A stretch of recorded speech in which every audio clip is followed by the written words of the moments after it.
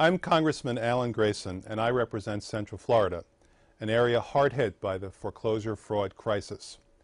Foreclosure fraud can affect anyone, whether you have a mortgage, are paying on time, have income, or not. The average foreclosure hearing in a Florida court is only 90 seconds. Mistakes are common, and fraud is rampant. Everyone is familiar with dealing with a big bureaucratic institution.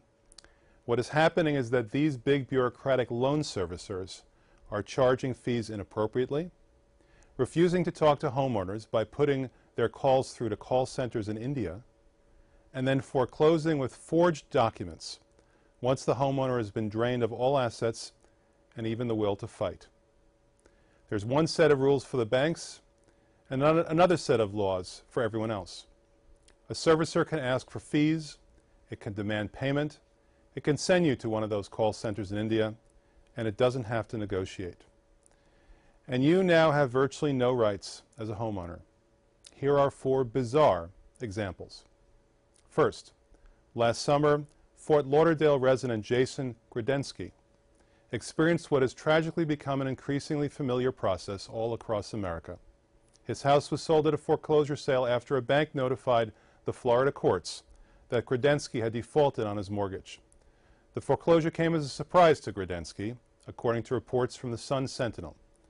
Not only did Gradensky not have a mortgage with the bank that sued to foreclose against his house, he never had a mortgage at all. Gradensky had paid cash for his home. Second, one house in Pinellas County, Florida, saw 2 mortgage foreclosure suits brought against it because the banks didn't know who had title to the mortgage. Third, one victim with a perfect payment record of all interest and principal was foreclosed on because of a $75 contested late fee. And fourth, Tim and Nicole West were victims of a predatory loan. In 2005, a bank threatened to sue the couple if they didn't sign a refinancing offer. Their loan servicer has subsequently raised their payments from $1,900 a month to $5,300 a month, with regular forbearance fees required in the tens of thousands of dollars. Finally, the servicer refused to accept payments from the family in the name of negotiating for a mortgage modification. But instead of modifying the loan, their servicer began foreclosure proceedings. The servicer used fraudulent documents to prove that it had the right to foreclose. Here's how it all happened. Securitizing mortgages was originally a way to take the cost of the mortgage off of a bank's books.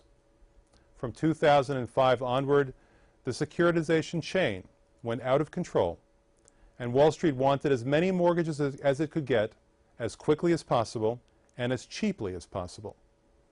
In order to allow it to pull out more fees at every link in the chain, these subprime lenders, trusts, and banks decided to cut as many costs as possible, including the cost of record keeping. They didn't keep good records, and they violated the laws mandating that they had to file records with the county clerk on who owned what mortgage title.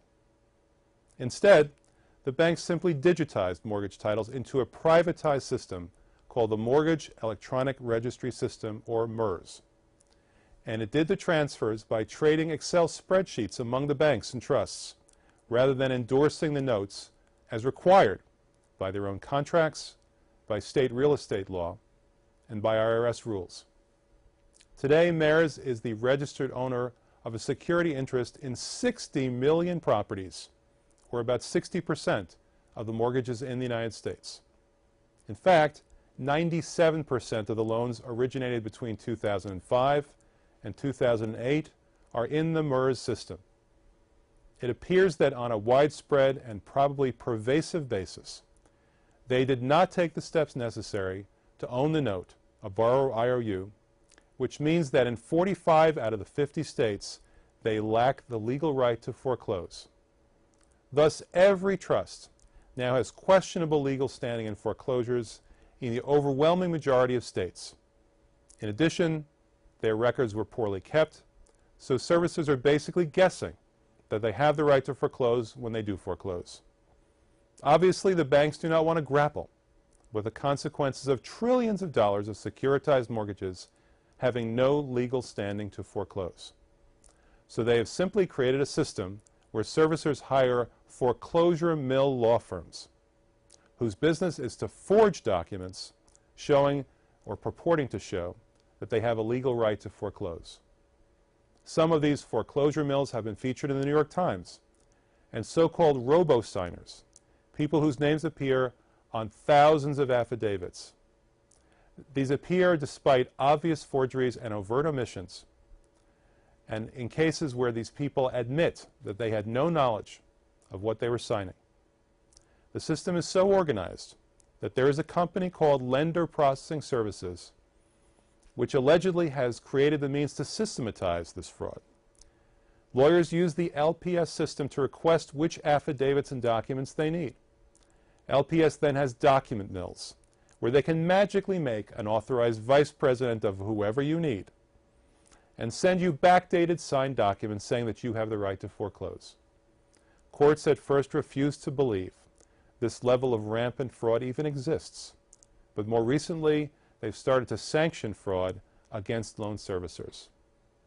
Here are some examples of signature forgeries used on documents filed with the courts.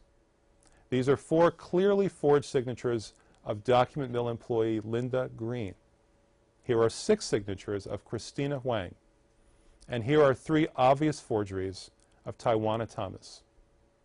Finally, this is a mortgage assignment filed with the recorder's office in which the foreclosing firm forgot to put the name of the assignee. So they instead put bogus assignee. The filing firm simply forgot to change the template for whose home, which family's home, they wanted to take. This is a factory of fraud. Servicers don't make money through routine servicing. It's a break-even business. They make their money on foreclosures at $6,000 for each foreclosure through their fee. When you combine the incentive to foreclose with systemized fraud, it's rampant lawlessness. Fraud is now a big business, and sanctioned in part through the government, as both Fannie Mae and Freddie Mac are shareholders in MERS. We are approaching the point where the easiest way to make a buck is to steal it. The only way to end this plague of foreclosure fraud is to make sure that crime does not pay. I'm Congressman Alan Grayson. Thank you.